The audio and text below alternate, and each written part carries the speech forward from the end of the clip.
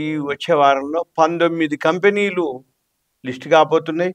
ఇందులో పెద్దదంటే HDB financial, HDFC bank వాళ్ళది, తర్వాత కల్పతరు, తర్వాత ఇంకా చాలా చాలా ఎస్ఎంఈలు, పెద్ద కంపెనీలు అన్నీ ఉన్నాయన్నమాట. దీంట్లో కల్పతరు ఒకటి, హెచ్డిబి ఒకటి.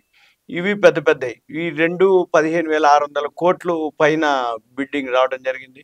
వాటిల్లో 19 కంపెనీలు వచ్చే వారం లిస్ట్ అవుతున్నాయి.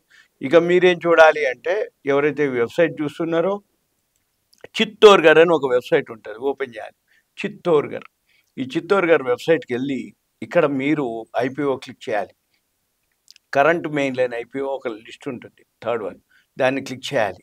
చేస్తే లిస్ట్ వస్తుంది. ఇంక ఇవన్నీ అనమాట, date wise, yellow colour, green colour, రాబోయే రోజులు అనమాట. ఇవి అయిపోయింది. హెచ్డిబి అయిపోయింది, సంబి స్టీల్ ట్యూబు, ఇవన్నీ కూడా అయిపోయినాయి. ఇవన్నీ మళ్ళీ లిస్ట్ అవుతాయి. ఇక్కడ మనం చూడవలసింది ఏంటిదంటే, ఇది ఐపీఓ వరకు. మళ్ళీ ఇక్కడ పక్కనే ఎస్ఎంఈ ఐపీఓ అని ఉంటుంది, దాన్ని క్లిక్ చేస్తే మళ్ళీ కరెంటు ఎస్ఎంఈ ఐపీఓ అంటే స్మాల్ మీడియం ఎంటర్ప్రైజెస్ అవేమున్నాయో ఇగో ఇవన్నీ ఇవే. చాలా ఇష్యూలు వస్తున్నాయి. ఇగో ఇవన్నీ ఇవే, yellow colour, green colour. Green అంటేనో రన్నింగ్లో ఉన్నట్టు, ఎల్లో ఉంటే అయిపోయినాయి అన్నట్టు.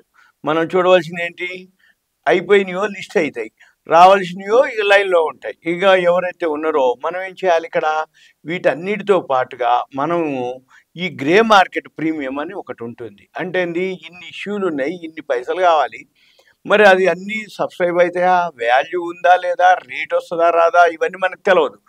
అంటే తెలిసి చూసుకుంటే ఒక పద్ధతి, ఒకవేళ ఐడియా లేదు, ఎవరు చెప్తారు, ఎవరిని అడగాలి, ఆయన ఎంతవరకు చెప్తాడో తెలియదు, ఆయన ఎంత నిజం చెప్తాడో తెలియదు, అసలు అది ఎంత వాల్యూ ఉందో తెలియదు. ఇవన్నీ బదులు ఏంటంటే సింపుల్గా ఒక లాజిక్ ఏంటంటే, ఐపీఓ గ్రే మార్కెట్ అని ఇక్కడ ఒక వర్డ్ ఉంది, దీన్ని క్లిక్ చేయాలి.